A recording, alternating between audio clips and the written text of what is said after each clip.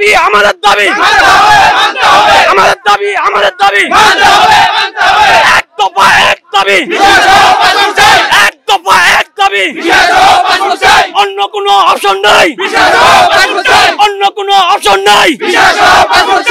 ইউরোপের উন্নত দেশ ইতালি যাওয়ার স্বপ্নে বিভোর দেশের হাজারো তরুণ যুবক। এ স্বপ্ন পূরণে ভিএফএস গ্লোবালের মাধ্যমে পাসপোর্ট জমা দেন অনেকে, কিন্তু দীর্ঘ সময় পার হওয়ার পরও ভিসা সহ পাসপোর্ট ফেরত না পাওয়ায় ক্ষুব্ধ তারা। সোমবার সকালে দ্রুত ভিসা সহ পাসপোর্ট ফেরত পাওয়ার দাবিতে রাজধানীর গুলশানে গণ অবস্থান কর্মসূচি পালন করেছেন হাজারো ভুক্তভোগী। স্লোগানে স্লোগানে বিক্ষোভ করেছেন তারা। ওয়ার্ক পারমিট থেকে শুরু করে ডকুমেন্টস ঠিক থাকার পরও কেন ভিসা দেওয়া হচ্ছে না প্রশ্ন তাদের। গণ অবস্থানের এক পর্যায়ে ভুক্তভোগীরা শাহাবুদ্দিন পার্ক থেকে বের হয়ে ইতালি দূতাবাসের দিকে যাওয়ার চেষ্টা করলে আইন শৃঙ্খলা বাহিনী বাধা দেয়। এ সময় বাড়ানো হয় আইন শৃঙ্খলা বাহিনীর সদস্য সংখ্যা। বাংলাদেশ প্রবাসী উন্নয়ন সমিতি বলছে, ইতালি যেতে চাওয়া লক্ষাধিক বাংলাদেশি নাগরিকের পাসপোর্ট আটকে আছে দেশটির দূতাবাসে। আবেদনের 1 বছর বা তার বেশি সময় পরও ভিসা না পাওয়ায় তারা দেশেও কোনো কাজ করতে পারছেন না। তাই বিষয়টি দ্রুত সমাধানে অন্তর্বর্তী সরকার প্রধানের দৃষ্টি আকর্ষণ করেছেন তারা। আমাদের দাবি যতক্ষণ পর্যন্ত না মানা হবে ততক্ষণ পর্যন্ত আমরা এই রাজপথ ছাড়বো না। অ্যাম্বাসিডর যত তালবানা করে আরো 3 বার মানববন্ধন করেছি আমরা। আমাদের শুধু বলছে যে আমরা দেখতেছি দেখার দিন কি তাদের শেষ হবে না? তারা কি আমাদের ধৈর্যের ফল কত দেখবে তারা? আমাদের দেয়ালে পিঠ থেকে গেছে, এসে পাসপোর্ট জমা করছে, বাট তারা ভিসা পায়নি, বছরের পর বছর তারা বসে আছে, তবুও তারা কিন্তু অধৈর্য হয়নি। কিন্তু এখন আর ধৈর্যের অপেক্ষা নেই। এখন যেহেতু বাংলাদেশ স্বাধীন, তাই ডাক্তার ইউনূস সাহেবের কাছে আমাদের আবদার, তিনি কূটনৈতিকভাবে ইউরোপীয় ইউনিয়নের কাছে আমাদের এই সমস্যা তুলে ধরুক এবং খুব দ্রুত আমাদের ভিসা যেন আমরা পাই, সেই দাবি আমাদের ডাক্তার ইউনূস সাহেবের কাছে। অনেকে বিচলিত হয়ে, অনেকে ডিমোটিভেটেড হয়ে তারা মৃত্যুর দিকে ঝুঁকে পড়ছে। অলরেডি আমাদের 2-3 জন ভাই সুইসাইড অ্যাটেম্প্ট করছে, অনেকে জীবন্ত লাশ হয়ে ঘুরতেছে। আমাদের দাবি যৌক্তিক, আমরা কোনো মিথ্যার সাথে জড়িত না। আমরা হলো যৌক্তিক দাবি নিয়ে আসি। পৃথিবীর এমন কোনো দেশ নাই এই এম্বাসির কাগজ 3 মাসের বেশি আটকে রাখে, একমাত্র বাংলাদেশ।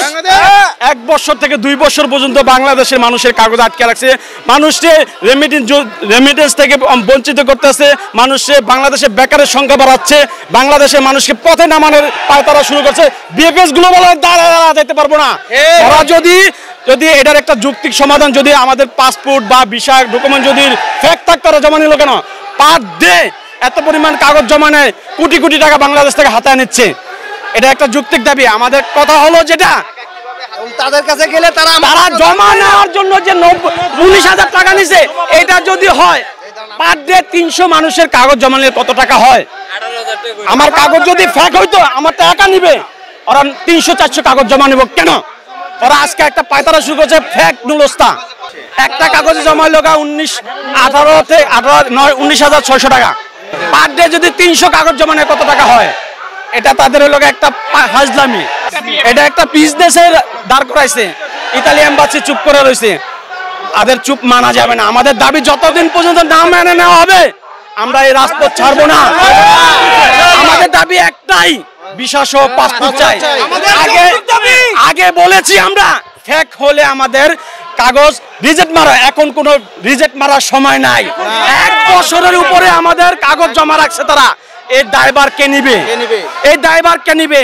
এত মানুষ বিদেশ থেকে, মিডল ইস্ট থেকে আসছে, মিডল ইস্ট থেকে আইসা কাগজ জমা দিয়ে 1 বছরের উপর তারা ভুক্তভোগী। কারো সংসার, একজন মারা গেছে এই টেনশনে, এটা দায়ভার কে নিবে? ইতালি অ্যাম্বাসিডর নিবে?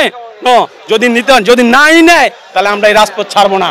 আমাদের দাবি একটাই, সবাই বলেন ভিসা সহ পাসপোর্ট চাই। আমাদের দাবি আমাদের দাবি আমাদের দাবি আমাদের দাবি আমাদের দাবি আমাদের দাবি এক দফা এক দাবি, এক দফা এক দাবি। অন্য কোনো অপশন নাই, অন্য কোনো অপশন নাই। এক দাবি এক দাবি। আমাদের দাবি যতক্ষণ পর্যন্ত না মানা হবে ততক্ষণ পর্যন্ত আমরা এই রাজপথ ছাড়বো না। অ্যাম্বাসিডর যত তালবানা করে আরো 3 বার মানববন্ধন করেছি আমরা, আমাদের শুধু বলছে যে আমরা দেখতেছি, দেখার দিন কি তাদের শেষ হবে না? তারা কি আমাদের ধৈর্যের ফল কত দেখবে তারা? আমাদের দেয়ালে পিঠ থেকে গেছে।